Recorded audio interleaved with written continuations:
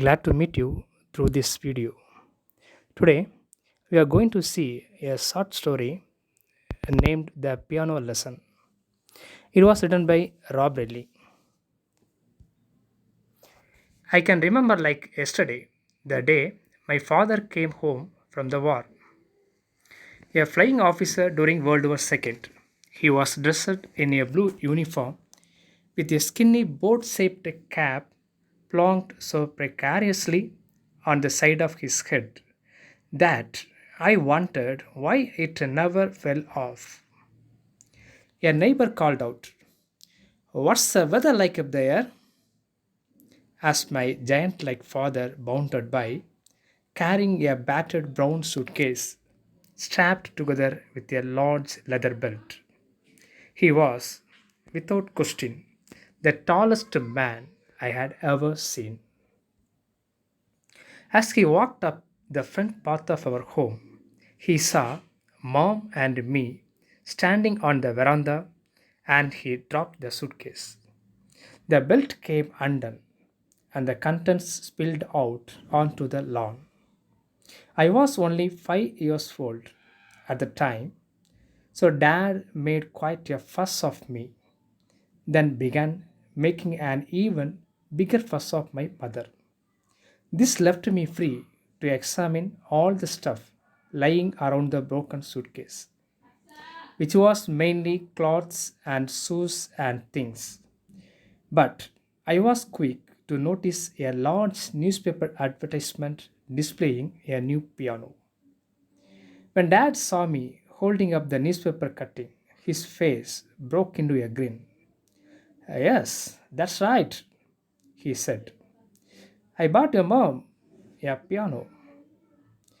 Mom squealed with delight. A few moments later, a large horse clip clopped up the road, pulling a cart with a brand new piano perched majestically on top. In no time at all, the deliveryman had positioned the piano near the window of our small living room, and we all stood back and stared at this magnificent piece of furniture. Mom had never been even close to a piano before, except at the Catholic kindergarten I attended. And she used to say how wonderful it would be if the nuns would teach her to play. She was beside herself with excitement, and Dad was tickled pink with the way she was carrying on. After tea that night, Mom began to teach herself to play. She plinked and plonked the keys for about 2 hours and drove everybody in the street mad until Dad gently said, "Enough is enough." From that day on, Mom became obsessed with her piano. Every day, she would plink and plonk between doing the cooking and housework. Within a month, she was belting out a tune to the amazement of everybody in the street. Needless to say, Dad was as pleased as Punch with Mom's tenacity and her obvious talent. 3 months went by, and Mom was now practically an accomplished pianist, holding sing along parties in our lawns with all the neighbors gathering around to croon. "She will be coming round the mountain." And good night, Irene.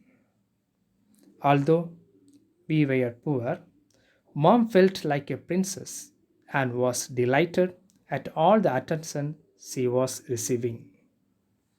At the height of Mom's happiness, however, I began to notice that Dad was mopping around the house and looking increasingly sad and worried. It turned out that, since returning from the war, he had been unable to find a job. At the time, I was too young to understand why anyone would get sad and worried about that, because I thought I would be as happy as a cat in a fish shop to have such a long holiday. Then, a few weeks later, I observed the same big horse pulling a cart down our street, and it clip clopped right up into our driveway. Soon, two men began to load Mom's piano onto the wagon, while all the neighbors gathered around to watch. Mom stayed in the kitchen sobbing. She was a proud person and couldn't bear to see her beloved piano sitting on top of the wagon. Dad sat out in the backyard next to the chicken shed, looking sadder than I had ever seen him. Suddenly, it all became clear to me: no job, no money to pay back the loan, no piano. Later that day, a couple of ladies from down the street visited our place and told Mom she would be as welcome as the flowers in May to come over to play their pianos any old time. But, of course, it wasn't the same. Mom tried not to show it, but I knew she missed that piano terribly. For weeks afterwards, she wasn't quite herself, and I must admit the house now seemed awfully quiet without the piano. Then, Dad finally got a job with an accounting firm. It was just about the best day ever. Mom was happy again and made such a fuss over Dad. It was like he had just won the lottery or something. As part of this new job, Dad had to qualify. Dad had to study to qualify as a chartered accountant. He eagerly accepted the challenge, and every night after dinner, he would place a stack of books on the kitchen table and study late into the night. Mom didn't say much, but I could tell she was proud of Dad and how hard he was trying to rebuild his life. Like all servicemen, he had sacrificed a lot over the years, and she knew it. I can't remember her ever mentioning the piano again after that, except for one time.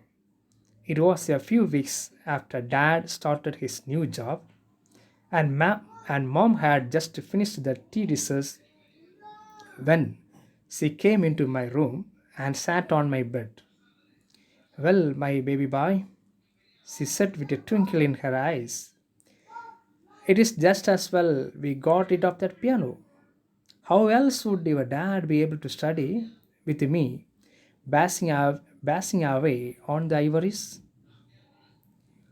2 years later, Dad had saved enough money to buy Mom another piano. This time, he paid cash for it. And that is the end of the story. Viewers, if you like this video, please subscribe this channel so you will never miss an update. Thank you.